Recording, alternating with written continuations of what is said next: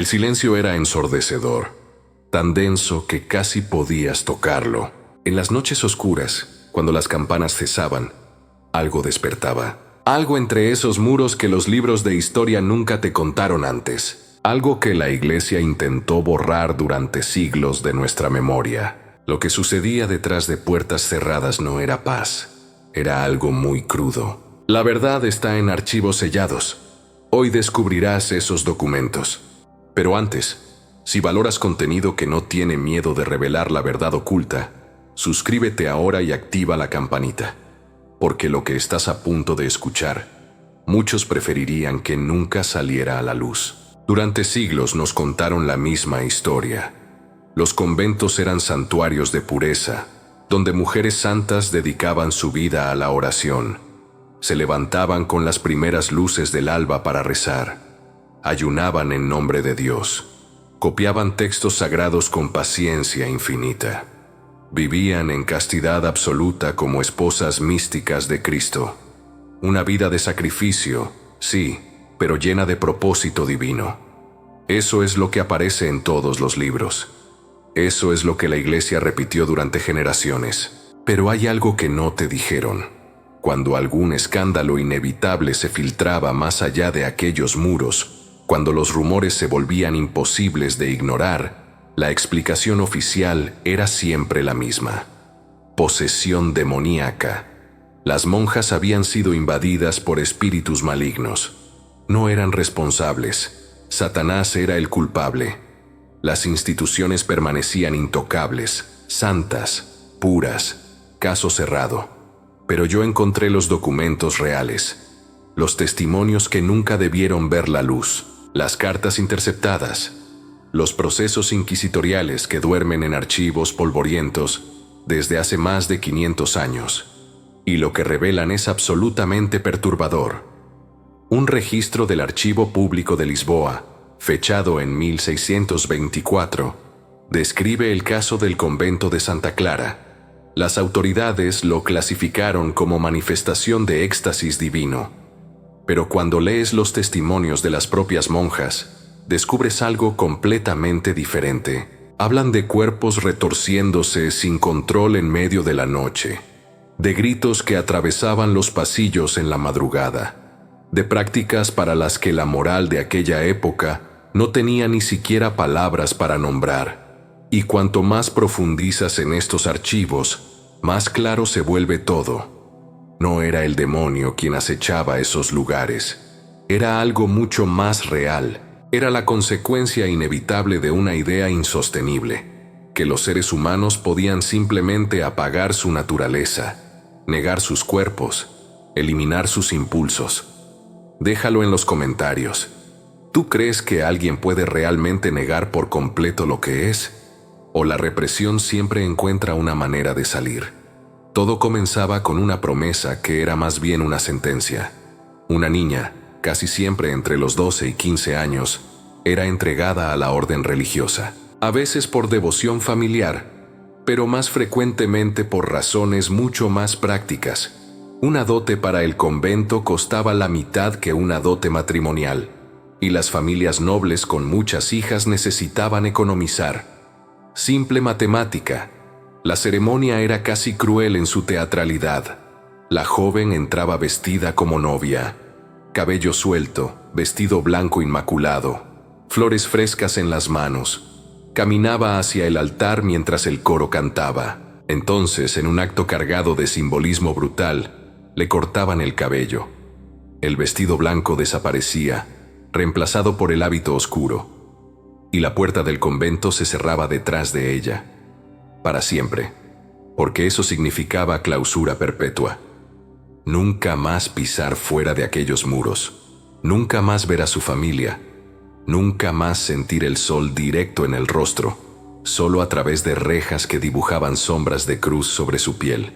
Y así comenzaba el verdadero entrenamiento. Un monje benedictino escribió en 1348 algo escalofriante: la mortificación de la carne. La carne es el enemigo que habita dentro de nosotros. Debe ser domada como se doma a una bestia salvaje, con hambre, frío y dolor. Las monjas ayunaban hasta el límite de lo humanamente posible. Dormían sobre tablas desnudas, sin colchón, sin manta, incluso en los inviernos más crudos. Se azotaban con látigos de cuerdas anudadas hasta que la espalda sangrara. Usaban cilicios, cinturones con puntas metálicas clavadas contra la piel desnuda bajo el hábito. Rezaban de rodillas sobre piedras afiladas hasta que las articulaciones se hinchaban y deformaban.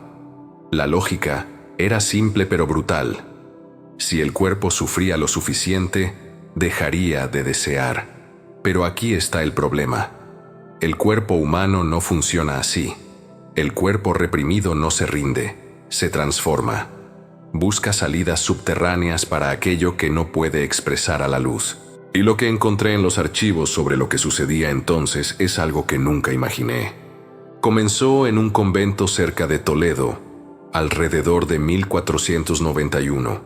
O quizás empezó antes en otros lugares, pero fue allí donde los registros se volvieron imposibles de ignorar. Una monja joven, identificada en los documentos simplemente como Hermana María, comenzó a tener visiones.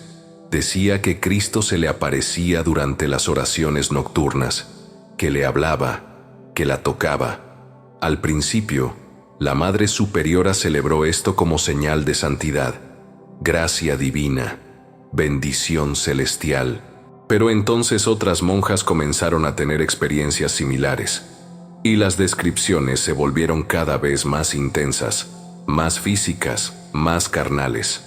El proceso inquisitorial preservado en Toledo, fechado en 1492, documenta el caso con un lenguaje cuidadosamente elegido. Pero lo que está entre líneas es inconfundible.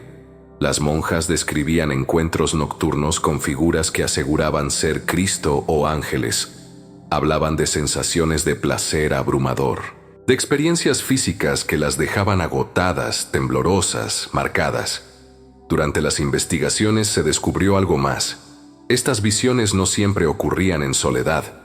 En las celdas compartidas, lejos de la vigilancia de la superiora, las monjas se reunían en las horas más oscuras de la madrugada.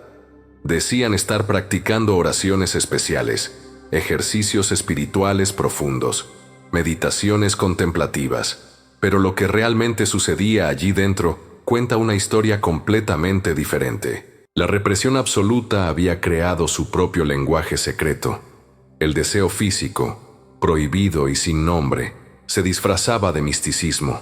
El contacto humano, criminal si se admitía abiertamente, se volvía sagrado cuando se atribuía a visitaciones divinas. Y la culpa era devastadora, porque estas mujeres genuinamente creían que estaban pecando de la forma más grave posible. No podían reconocer ante sí mismas lo que realmente estaba sucediendo. Entonces construían elaboradas fantasías donde no eran ellas quienes deseaban. Era Dios quien las visitaba. No eran ellas quienes buscaban consuelo en otras. Eran entidades celestiales las que las poseían, las que las obligaban. La mente humana es capaz de contorsiones increíbles cuando la verdad es demasiado dolorosa para ser aceptada. ¿Qué opinas tú? ¿Podemos juzgar a estas mujeres desde nuestra posición 5 siglos después? ¿O fueron víctimas de un sistema diseñado para quebrarlas? Pero hay otra figura en esta historia oscura. Una que tenía acceso privilegiado a las conciencias atormentadas de estas mujeres. El confesor. Cada convento tenía un sacerdote asignado para escuchar las confesiones de las monjas. Era el único hombre con permiso regular dentro de aquellos muros. El único que podía estar a solas con cada una de ellas, separados únicamente por una delgada reja de madera. Y el confesionario es un espacio singular, oscuro, íntimo, donde los secretos más profundos se susurran en un ambiente de rendición total. Una carta anónima que encontré en los archivos del Vaticano, fechada en 1520, describe la situación con una frialdad calculadora que hiela la sangre. El padre Francisco aprovechaba las confesiones para mapear las debilidades de cada hermana. Sabía exactamente cuáles sufrían de soledad extrema, cuáles tenían hambre desesperada de contacto humano, cuáles estaban destruidas por la culpa y ansiaban la absolución más que cualquier otra cosa. Y lo que sucedía entonces era una forma de manipulación perfectamente estructurada. El confesor ofrecía exactamente lo que aquellas mujeres más necesitaban: absolución, comprensión, un momento de compasión humana en medio de la frialdad institucional. Pero cobraba un precio muy específico. Los registros inquisitoriales están llenos, absolutamente repletos de estos casos. Sacerdotes que manipulaban a monjas vulnerables usando el lenguaje mismo de la devoción, que decían que ciertos actos eran formas de mortificación necesaria, que el sufrimiento físico que ellos causaban era purificador, que la obediencia a la autoridad religiosa incluía el cuerpo entero, no solo el espíritu. Y las monjas, entrenadas desde la infancia para obedecer a la autoridad religiosa masculina, sin cuestionamiento alguno, frecuentemente ni siquiera tenían el vocabulario para nombrar lo que estaba sucediendo. No podían llamar abuso a aquello que venía envuelto en lenguaje sagrado. Cuando algunas finalmente encontraban el coraje para denunciar, se enfrentaban a un muro institucional impenetrable. Después de todo, ¿a quién se le debía creer? ¿A un sacerdote ordenado y respetado o a una mujer que había hecho votos de castidad y ahora los rompía con acusaciones tan graves? La respuesta era obvia para la institución, pero hubo casos que se volvieron tan escandalosos que ni siquiera la Iglesia pudo encubrirlos. En 1609, en el convento de San Plácido en Madrid, sucedió algo extraordinario que cambió todo. No fueron una o dos monjas reportando experiencias perturbadoras. Fue el convento completo. 47 mujeres simultáneamente comenzaron a exhibir comportamientos que las autoridades ya no podían explicar como simple devoción religiosa. Gritaban blasfemias durante las oraciones más sagradas. Se arrojaban al suelo en convulsiones violentas. Rasgaban sus propios hábitos en público. Arañaban las paredes de piedra hasta que los dedos sangraban. Algunas juraban estar poseídas por demonios con nombres específicos. Otras hablaban de visitas nocturnas de íncubos, demonios masculinos que violaban a las mujeres dormidas. El escándalo era imposible de contener. La Inquisición fue convocada de inmediato. Los inquisidores llegaron con todo su arsenal de investigación: tortura psicológica refinada, aislamiento prolongado, interrogatorios que duraban días enteros sin descanso. Querían determinar si era posesión demoníaca genuina o actuación deliberada, si había brujería activa, si alguien había hecho pactos satánicos. Lo que descubrieron fue algo mucho más mundano y simultáneamente mucho más trágico de lo que esperaban. Encontraron un grupo de mujeres al borde absoluto del colapso mental.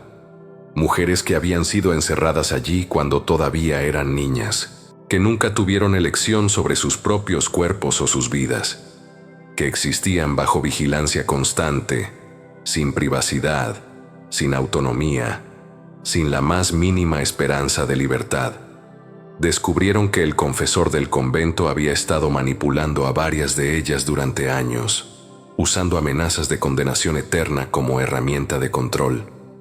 Descubrieron que la falta crónica de alimentación adecuada causaba alucinaciones vívidas. Descubrieron que muchas de las llamadas posesiones eran en realidad crisis nerviosas severas, que los éxtasis místicos eran la única forma socialmente aceptable que aquellas mujeres tenían de expresar una desesperación que de otro modo sería castigada como insubordinación.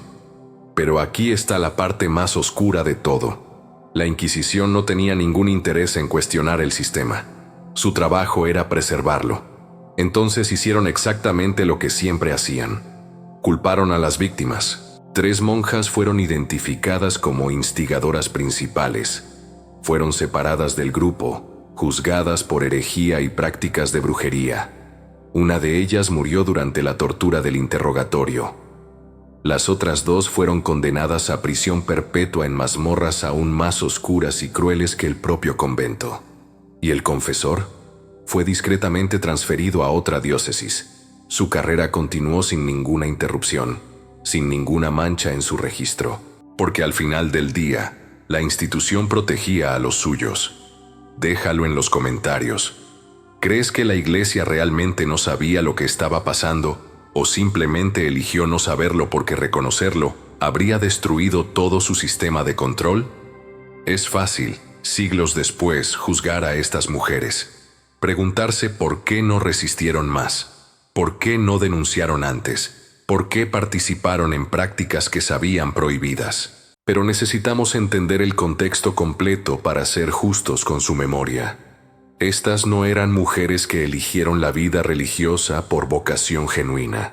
La inmensa mayoría fue forzada, entregadas a las órdenes cuando todavía eran niñas, sin ninguna educación sobre sus propios cuerpos, sin comprensión alguna sobre la dimensión humana natural, sin ninguna estructura mental para procesar los impulsos que inevitablemente comenzaban a emerger en la adolescencia. Les enseñaron que el cuerpo era sucio por naturaleza, que cualquier sensación placentera era pecado mortal, que tocarse a sí mismas era abominación, que pensar en intimidad era abrir la puerta al demonio.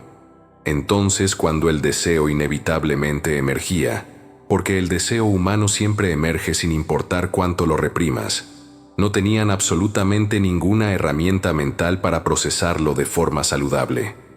Solo tenían culpa, terror profundo, vergüenza corrosiva que carcomía desde dentro.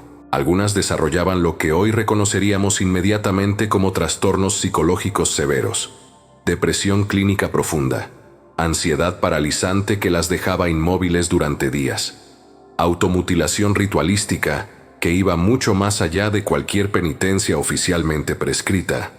Otras encontraban formas de sobrevivir emocionalmente en ese infierno. Creaban vínculos intensos con otras monjas. Buscaban desesperadamente consuelo en el contacto humano, aunque tuvieran que llamarlo por otro nombre para no volverse locas.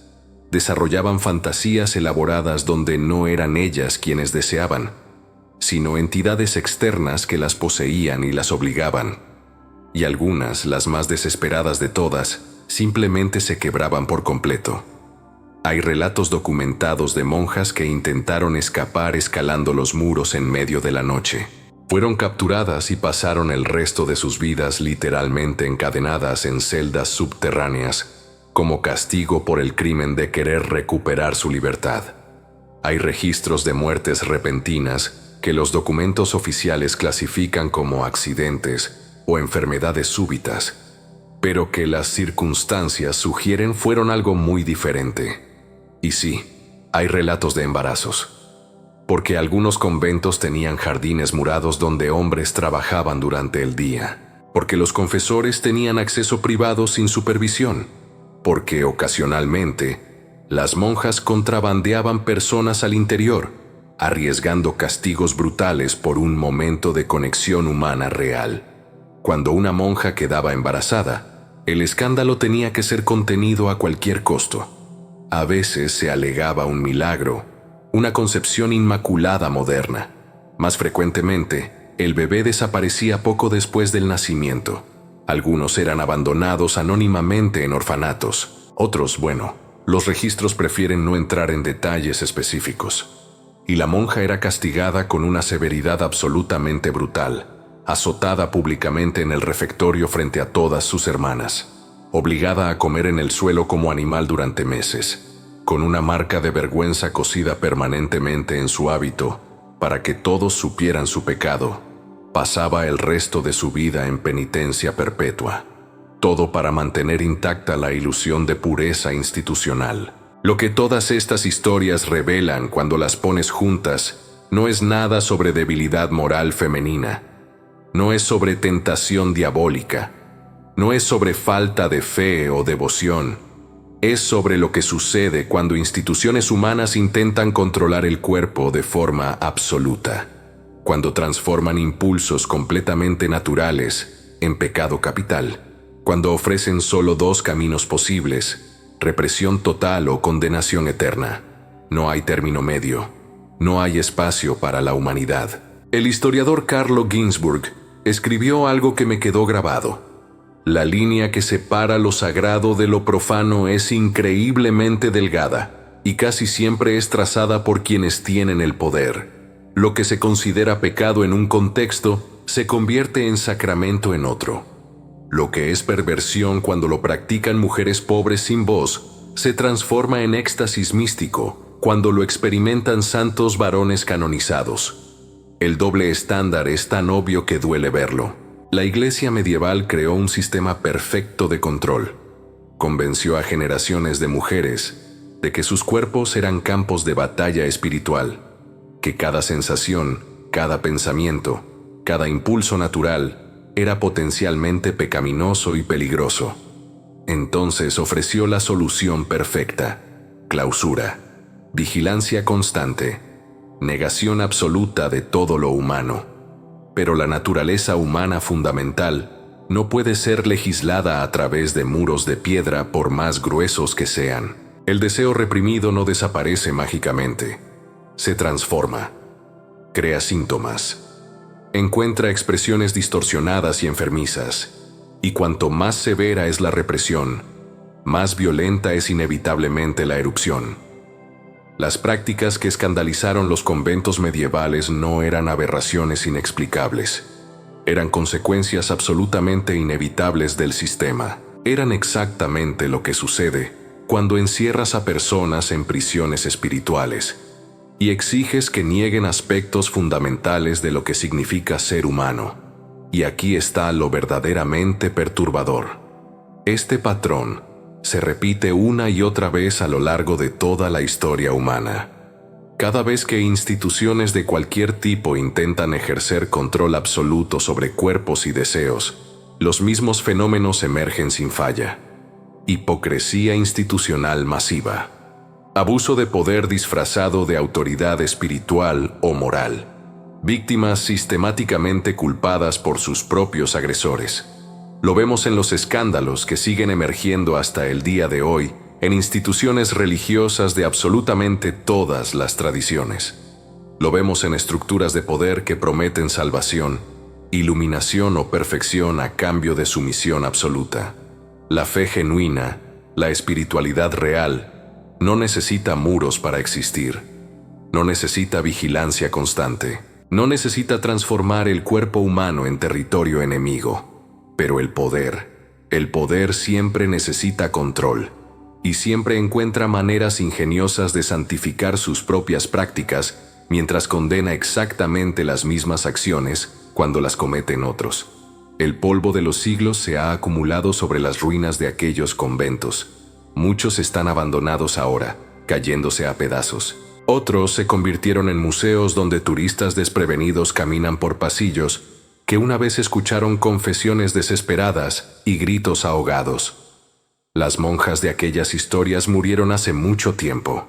Sus nombres, cuando no fueron deliberadamente borrados de los registros, desaparecieron de la memoria colectiva. La Iglesia prefirió olvidar. La sociedad prefirió no hacer preguntas incómodas, pero los documentos permanecen. En los archivos de Lisboa, Toledo, Roma, Madrid, escritos en latín, portugués antiguo, castellano medieval, esperando pacientemente que alguien tenga el coraje de leerlos sin el filtro protector de la conveniencia institucional. Y lo que nos dicen es profundamente incómodo pero necesario de escuchar.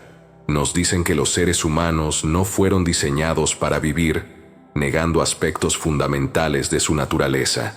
Que la represión extrema no produce santidad verdadera, produce enfermedad mental y física, que las instituciones que exigen pureza absoluta invariablemente se convierten en incubadoras de hipocresía masiva y abuso sistemático. Y nos dicen algo más, que cuando miramos hacia atrás con horror justificado a estas prácticas medievales, también necesitamos mirar alrededor nuestro en el presente.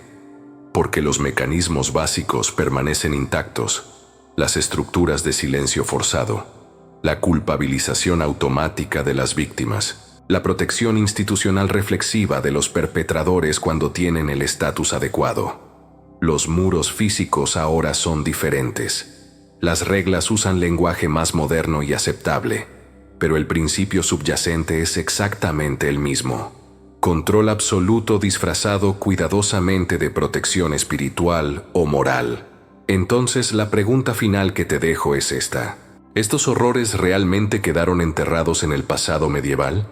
¿O el poder en cualquier época siempre encuentra formas de santificar sus propios crímenes, mientras condena a quienes no tienen voz para defenderse? Los documentos están en los archivos esperando. Las historias están preservadas en tinta que se desvanece lentamente. La verdad, por más incómoda y dolorosa que sea, permanece. Y ahora tú la conoces también. ¿Qué vas a hacer con este conocimiento? ¿Vas a compartirlo? ¿Vas a investigar más por tu cuenta? Cuéntamelo aquí abajo en los comentarios. Y si este contenido te impactó, suscríbete ahora mismo y activa todas las notificaciones, porque seguiremos destapando las verdades que el poder intentó enterrar. Nos vemos en el próximo video.